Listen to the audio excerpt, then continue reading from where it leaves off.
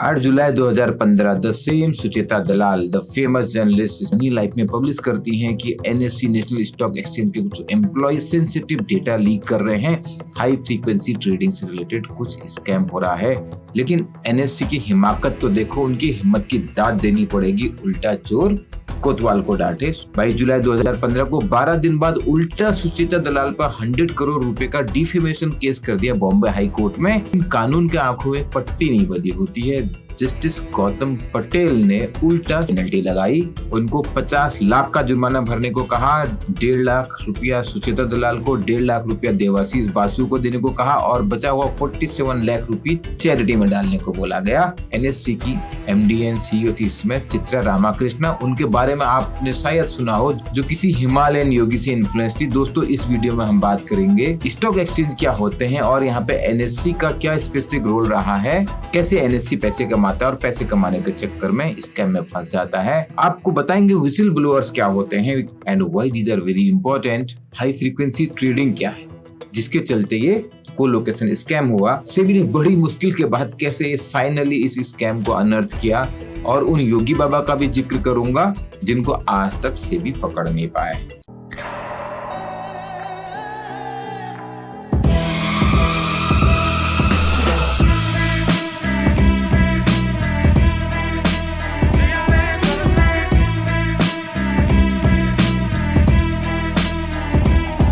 My name is Chandra Prakash Joshi and welcome to iExambi for 50% faster preparation of your job. Sucheta दलाल ने तो ये बात 8 जुलाई 2015 को publish करी थी मनी लाइफ में, लेकिन एक सिंगापुर में बैठे हुए व्हिसिल ब्लोअर ने जनवरी 2015 में सेबी को इसके लिए एक लेटर लिखा था। ये जो व्हिसिल ब्लोअर है, इन्होंने बताया था कि यहाँ पे एनएससी के अंदर एक बहुत बड़ा फ्रॉड चल रहा है। हाई फ्रीक्वेंसी ट्रेडिंग में जो डेटा है वो लीक हो रहा है। जो ब्रोकर एनएससी के ऑफिस के अंदर पास में बैठे हुए हैं, उनको इन्फॉर्मेशन पहले मिल रही है। 50 से 100 करोड़ रुपया पर डे का एक्स्ट्रा बेनिफिट मार्केट में लोगों ने इसमें एस्टिमेट किया था। लास्ट में हम आएंगे सुप्रीम कोर्ट के डिसीजन पे। पहले स्टार्ट करते हैं। अब ये व्हिसिल ब्लोअर कौन होते हैं?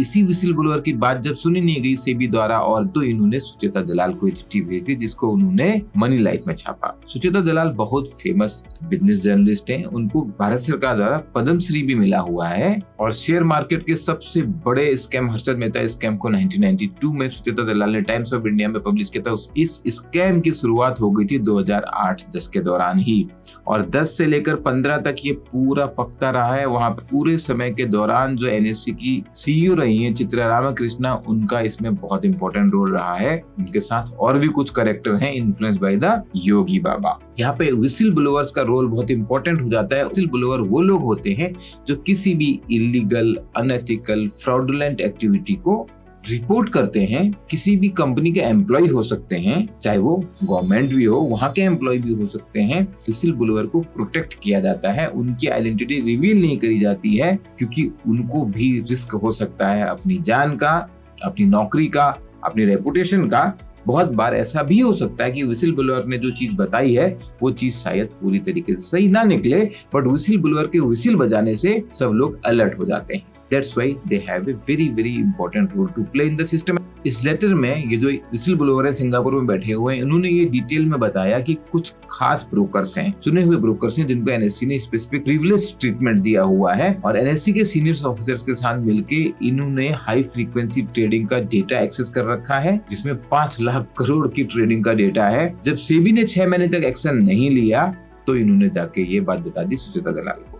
कहानी की शुरुआत 2008-10 में होती है जब इंडिया में हाई फ्रीक्वेंसी ट्रेडिंग से रिलेटेड एल्गोज की शुरुआत होने लगी थी। और आपको जान के बहुत आश्चर्य होगा, ये सारा जाल बुना जा रहा था एनएससी के अंदर ही। यहाँ पर हम पहले समझ लेते हैं कि स्टॉक एक्सचेंज क्या होते हैं और किस तरीके से हाई फ्रीक्वेंसी ट्रेडिंग इंपॉर्टेंट है। स्टॉक एक्सचेंज को आप समझिए जैसे कि एक मार्केट प्लेस है। मार्केट प्लेस मतलब सिंपल भाषा में बोले तो बाजार, जहाँ पे कुछ बेचने वाले होते हैं, कुछ खरीदने वाले होते हैं। आपने कोई ना कोई बाजार तो देखा ही होगा, सब्जी बाजार तो देखा ही होगा, जहाँ पे लोग सब्जियां बेच रहे हैं। अब यहाँ पे शेयर मार्केट है, यहाँ पे लोग शेयर्स बेच रहे हैं, लेकिन सब्जी बाजार में कुछ सब्जी बेचने वाले होते हैं और कुछ सब्जी खरीदने वाले होते हैं। यहाँ पे शेयर मार्केट में आज मैं अपने शेयर्स बेच रहा हूँ और दूसरे टाइम मैं ही खरीदार भी हो सकता हूँ, तो सेम आदमी खरीदार भी हो सकता है और दूसरे टाइम वही व्यक्ति बेच भी रहा हो सकता है। ये सारी ट्रेडिंग जो होती है, ये सारा बाई एंड सेल जो होता है वो वो होता है एक्सचेंज के माध्यम से। एक्सचेंज बीच में वो माध्यम है। हमारे देश में सबसे पुराना स्टॉक एक्सचेंज है बॉम्बे स्टॉक एक्सचेंज, लेकिन बॉम्बे स्टॉक एक्सचेंज में उसको हम दूसरे स्केप में बात करेंगे। बॉम्बे स्टॉक एक्सचेंज में प्रॉब्लम क्या थी, बहुत लंबे समय तक वो इलेक्ट्रॉनिक ट्रेडिंग करने ही नहीं दे रहे थे। वहां पे मैनिपुलेशन और ज्यादा लेवल के हो पाते थे। चिल्ला चिल्ला के जब बोलियां लगती थी 90s के दशक से पहले, सरकार ने फाइनेंशियल इंस्टीट्यूशंस की मदद से इन्वेस्टमेंट लाके नेशनल स्टॉक एक्सचेंज की स्थापना की और यहाँ पर होने लगी electronic trading. National stock exchange दुनिया का सबसे बड़ा डेरिवेटिव एक्सचेंज है और ये हाई फ्रीक्वेंसी ट्रेडिंग में भी सबसे ज्यादा रोल डेरिवेटिव्स ही प्ले करते हैं। ऑप्शंस ट्रेडिंग में जो पीआर सुंदर की स्टोरी मैंने बताई थी आपको, अगर आपने नहीं देखी है आप जरूर देखिए। उसमें भी मैंने आपको बताया था कि डेरिवेटिव्स में वॉल्यूम ट्रांजैक्शंस बहुत ज्यादा होता है। तो एनएससी दुनिया का सबसे बड़ा डेरिवेटिव एक्सचेंज है और थर्ड लार्जेस्ट है दुनिया में based on the cash transaction, यानी कि जो स्टॉक का बाई और सेल होता है उसमें भी तीसरे नंबर पर आता है। द इक्विटीज ट्रेडेड एनएससी दुनिया का 7वां बड़ा स्टॉक एक्सचेंज हो गया है in terms of the market capitalization. आज की डेट में 400 लाख करोड़ मार्केट कैपिटलाइजेशन है एनएससी पे लिस्टेड कंपनीज का। जैसे एनएससी वैसे बॉम्बे स्टॉक एक्सचेंज पैसा कमाते हैं जब यहाँ पे ट्रांजैक्शन होता है, जब शेयर की खरीद फरोख्त होती है तो एक कमीशन लेते हैं। उसके अलावा ये कमाते हैं जब फर्स्ट टाइम कोई कंपनी शेयर बेचने आती है, जिसको हम बोलते हैं आईपीओ, उसकी अलग से फीस लेते हैं। एनएससी ने कमाई का एक और तरीका निकाला, को-लोकेशन चार्जेस। कुछ ब्रोकर्स को खास एक्सेस दी अपने प्रीमाइस में। क्यों दी, ये आने से पहले हम बात करते हैं हाई फ्रीक्वेंसी ट्रेडिंग क्या होती है। हाई फ्रीक्वेंसी ट्रेडिंग, जैसा कि इसके नाम से ही पता लग रहा है, इसमें बहुत हाई वॉल्यूम स्मॉल अमाउंट के ट्रांजैक्शन होते हैं, फटाफट होते हैं। अब जब फटाफट करने की बात आएगी तो यूज हो जाएगा कंप्यूटर्स का, और कंप्यूटर्स में भी बॉट्स का। ऐसी एल्गोज बनाई जाती हैं जिसमें कि बहुत फ्रैक्शन ऑफ सेकंड्स में ही ऑर्डर बुकिंग हो जाए। अगर कोई इंसान आपके लिए ऑर्डर प्लेस कर रहा है, जब तक स्क्रीन पर वो पड़ेगा कि कोई शेयर का प्राइस बढ़ा है या घटा है, उसके हिसाब से मुझे खरीदना है या बेचना है, उससे पहले अगर आपने कंप्यूटर में बॉट को ये इंस्ट्रक्शन दे दिए कि इसका प्राइस 2% बढ़ जाता है, ये डील कर लेना। सपोज एचडीएफसी बैंक का शेयर प्राइस 1515.25 से बढ़ के 1515.35 हो गया। 10 पैसे का जो इंक्रीज हुआ है वो आपके लिए छोटा हो सकता है, लेकिन अगर आपने कुछ सेकंड पहले ये शेयर खरीद लिए होते और अगर आप 10 लाख शेयर खरीदने वाले हो तो आप 1 लाख के मुनाफे में आ गए कुछ फ्रैक्शन ऑफ सेकंड पहले ये ट्रेडिंग करने से। ये ट्रेडिंग डेफिनेटली बॉट्स के द्वारा फास्ट हो सकती है। कंपनीज के बारे में दिन भर ऐसी कुछ न्यूज आती रहती है जिनके चलते कभी प्राइस बढ़ रहा होता है, कभी प्राइस गिर रहा होता है। अगर आपने प्राइस गिरने से पहले बेच दिया, औरों से कुछ सेकंड पहले बेच दिया, चाहे fraction of rupee he earn किया एक शेयर पे, लेकिन लाखों शेयर खरीद रहे हैं या लाखों शेयर बेच रहे हैं, तो आपका मुनाफा लाखों रुपए हो जाएगा सेकंड्स के अंदर। इस एक दिन में 50 से 60 करोड़ का एक्स्ट्रा बेनिफिट्स कुछ ब्रोकर्स कमा रहे थे, जिनको स्पेशल इन्विटेशन मिल गया था एनएससी की ओर से कि वो उनके लोकेशन में आके बैठ सकते हैं। मुंबई में एनएससी का सर्वर लगा हुआ है, कोई आदमी कोलकाता में बैठा हुआ ट्रेडिंग कर रहा है और कोई आदमी बॉम्बे में बैठा है। जो पास है एक्सचेंज के, उसका ट्रेड फ्रैक्शन ऑफ सेकंड पहले हो सकता है। ये जो ब्रोकर्स हैं एनएससी की बिल्डिंग के आसपास ही अपने ऑफिस लेके बैठ गए थे। एनएससी ने बोला अपने कुछ खास लोगों को, तुम यहीं आ जाओ, हमारी बिल्डिंग के अंदर ही बैठ जाओ, सर्वर के बगल में अपनी मशीन लगा लो, तो आपको सबसे पहले एक्सेस मिल जाएगी। और इसके लिए एनएससी ने चार्ज भी किया।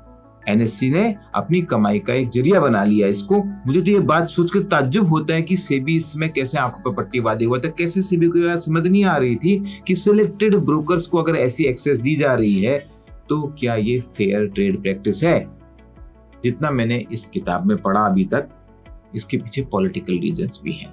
आज की वीडियो में उसका जिक्र नहीं करते, कभी और करेंगे। मेरे हिसाब से तो ये इंडियन स्टॉक मार्केट का सबसे बड़ा स्कैम है, क्योंकि यहाँ पे जो एक्सचेंज है वो इन्वॉल्व। अगर मार्केट में कोई पार्टिसिपेंट, चाहे वो हर्षद मेहता हो, केतिन पारक हो, वो फ्रॉड कर रहा है, वो सिस्टम को बीट करने की कोशिश करता है। लेकिन अगर system itself allows people to get unfair access, unfair treatment, तो इससे बड़ा स्कैम और क्या हो सकता है। एनएससी ने इन ब्रोकर्स को अपने डेटा सेंटर के पास बैठा दिया, उनको वहां पे ऑफिशियल तरीके से जगह दी। इसमें बहुत सारे कैरेक्टर्स इन्वॉल्व है, उन पात्रों का नाम लेके मैं कहानी को कॉम्प्लिकेट नहीं करना चाहता। हमारा ऑब्जेक्टिव है ये समझना कि कैसे एक्सचेंज काम कर रहे हैं, किस तरीके से स्कैम हुआ था, क्या फाइनल ऑर्डर निकाला सेबी ने और सुप्रीम कोर्ट ने। अब ये लोग, ये जो ब्रोकर्स हैं जिनको को लोकेशन मिल गई, वो आके सर्वर के पास बैठ गए थे और उनके एनएससी के एम्प्लॉय से भी अच्छे कॉन्टेक्ट बन गए थे। यहाँ पर ये भी जान पा रहे थे कि कौन सा सर्वर है। एनएससी के अंदर अलग अलग सर्वर थे, कौन सा सर्वर पहले इशू होता है। अगर आप उस सर्वर में पहले लॉगिन कर लिया तो पूरे दिन आपको एक्सेस कुछ नैनो सेकंड पहले मिलती रहेगी। जो बॉट्स थे ये nano second, micro second, pico second में काम कर लेते थे, तो एल्गो बेस्ड ट्रेडिंग कर रहे थे। अब ये ब्रोकर्स एनएससी के ऑफिस के अंदर बैठे हुए एल्गोज का यूज करके हाई फ्रीक्वेंसी ट्रेडिंग कर रहे हैं। मार्केट में जब अपॉर्चुनिटी आती थी बाई या सेल की, सबसे पहले इनको मिल जाती थी। एनएससी ने सिस्टम को एडवांस बनाते हुए टिक बाय टिक का एक प्राइस कोड का मैकेनिज्म बनाया, जिसमें ये कंप्यूटर सर्वर टीबीटी, टिक बाय टिक प्राइस कोड कर रहे थे।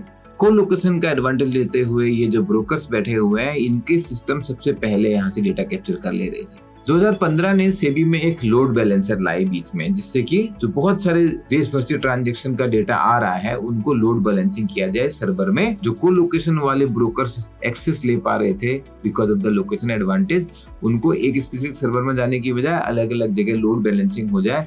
लेकिन ये जो कोलोकेशन वाले ब्रोकर्स हैं, उन्होंने उसका भी तोड़ निकाल लिया। वो एनएससी के बैकअप सर्वर में एंट्री मार ले रहे थे, जिससे कि उन्हें डेटा जल्दी मिल जा रहा था। और इसमें एनएससी के स्टाफ भी इन्वॉल्व थे, जो इन ब्रोकर्स को ये सारी बातें लीक करते थे। ऐसा बाद में सेबी ने अपने इन्वेस्टिगेशन में पाया। एनएससी का वॉल्यूम समझने के लिए आप ये जान लो कि करीब 64,000 करोड़ का डेली ट्रांजैक्शन होता है एनएससी पे। इस स्कैम को पनपने में NSC MD and CEO Chitra Ramakrishnan का रोल बहुत इंपॉर्टेंट है। जब वो आई थी, वो बताती है उनके आने से पहले ही वो किसी योगी बाबा से इन्फ्लुएंस, वो योगी बाबा से कनेक्शन होता था उनका ईमेल के थ्रू।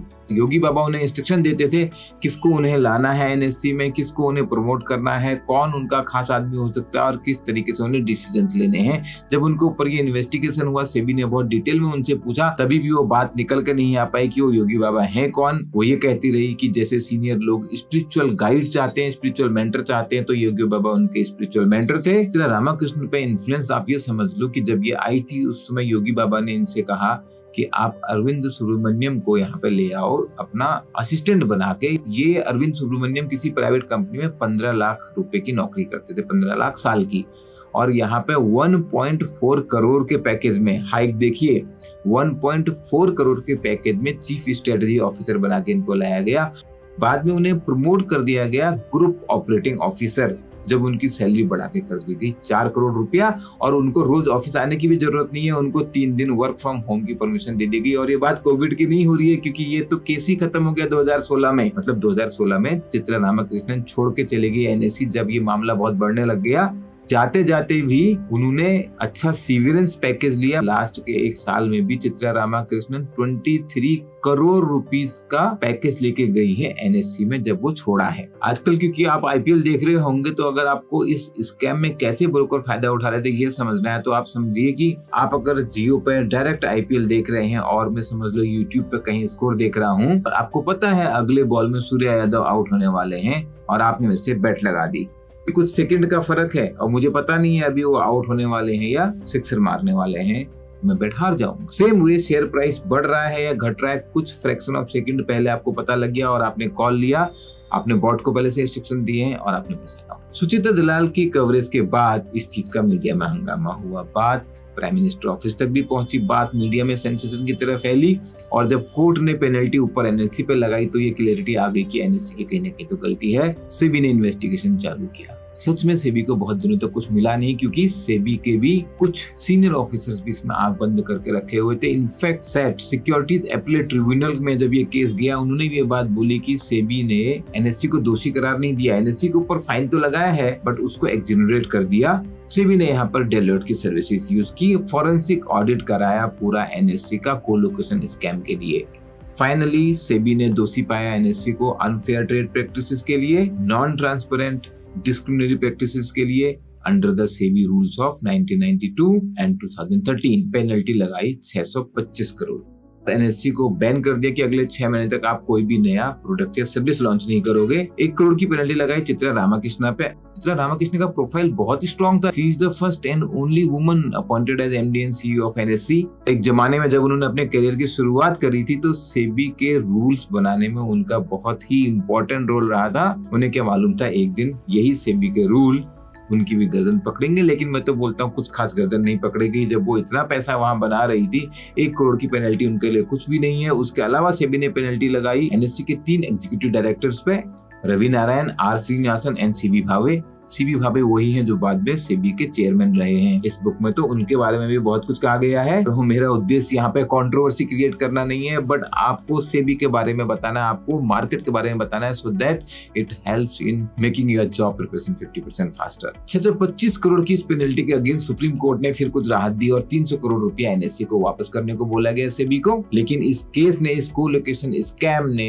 एनएससी पे और सेबी पे बहुत सारे प्रश्न मार्क लगा दिए हैं, जिनका जवाब आगे भी आता रहेगा। जहां तक मुझे उम्मीद है ये स्टोरी सुन के आपके बहुत सारे प्रश्न होंगे। You can ask in the comment. अगर बहुत ज्यादा ही क्वेश्चन आ गए तो I will try to cover in the coming videos. Most importantly, try to focus on your preparation, on building your career. We are here to unfold your potential, to make your job preparation 50% faster. Thank you. All the best.